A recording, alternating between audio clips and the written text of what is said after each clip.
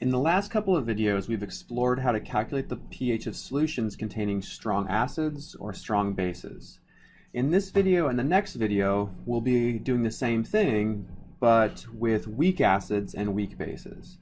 And as you remember, the only difference between a strong acid and a strong base is that the weak acid does not completely dissociate when dissolved in water. And this is important because now we need to consider the equilibrium. Okay, so here is our acid dissociation reaction with the equilibrium constant Ka, which equals the concentration of base, concentration of hydronium, divided by the concentration of our conjugate acid. Okay, so if, for example, we're told that we have a 1 millimolar solution of our weak acid, and this weak acid has, let's say, a pKa equal to 4.75, well then we would need to use this information along with an ice table to figure out what the concentration of hydronium is after equilibrium has been established. Okay, so you should remember this as an ice table, so let's go ahead and set it up. We have our initial value, our change, and then an equilibrium line. So the first thing, hopefully, that you remember is that we cannot use millimolar when we are talking about equilibrium, so we need to convert this to molar. So this is actually 0.001 molar. So the initial concentration of our weak acid is 0.001 molar. We don't have any base or hydronium, okay? And we don't care about water because it's a liquid. So then our change is always minus x. So our reactants are minus x, and since everything has a coefficient of 1, then we have plus x and plus x for our products. And then at equilibrium, we have 0.001 minus x for our acid and x for our two products. Okay, so these are expressions that relate to the concentration of our reactants and our products once equilibrium has been established. And what we can do is plug this into our equilibrium constant expression up here to solve for x.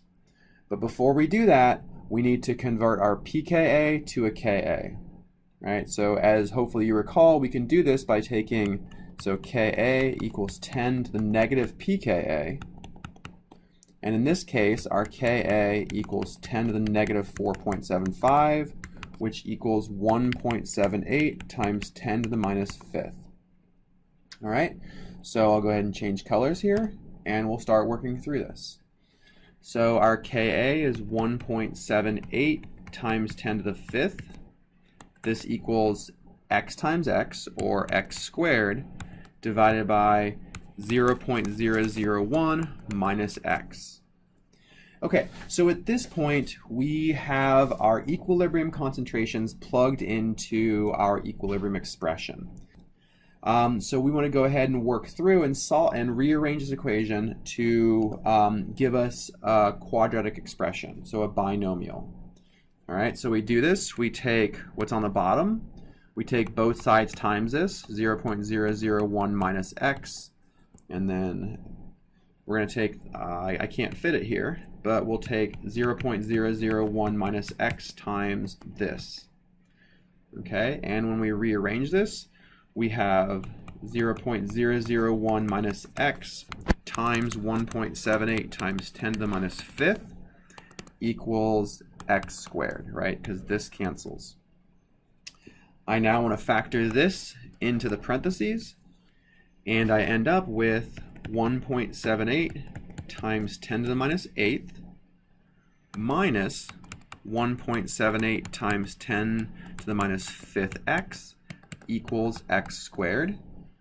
And my final step is I want to move both of these terms to the other side. So I'm going to do minus 1.78 times 10 to the minus eighth and plus 1.78 times 10 to the negative fifth x to both sides. So I'm moving these over here.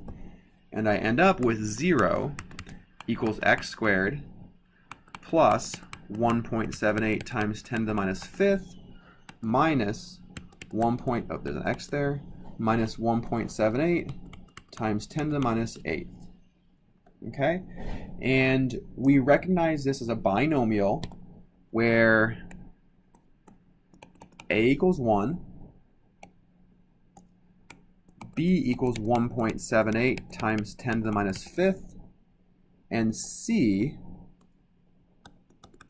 equals negative 1.78 times 10 to the 8th, times 10 to the minus 8th. Okay, so at this point we have an a, we have a b, and we have a c, and we can plug these values into the quadratic equation, which tells us x equals negative b plus or minus the square root of b squared minus 4ac all over 2a. All right, so this becomes algebra, but I'm going to go ahead and encourage you and recommend that you make your life easy and take these values and plug them into an online calculator, right? There's plenty of these. So I'm going to switch over to Chrome right now. Okay, so I just Googled quadratic equation calculator, and this is what came up. This is the first thing that I found. So I'm going to go ahead and take my values for a, b, and c and plug them in. So my coefficient for a is 1. My coefficient for b was 1.78 times 10 to the minus 5th. And my coefficient for c was negative 1.78 times 10 to the minus 8th.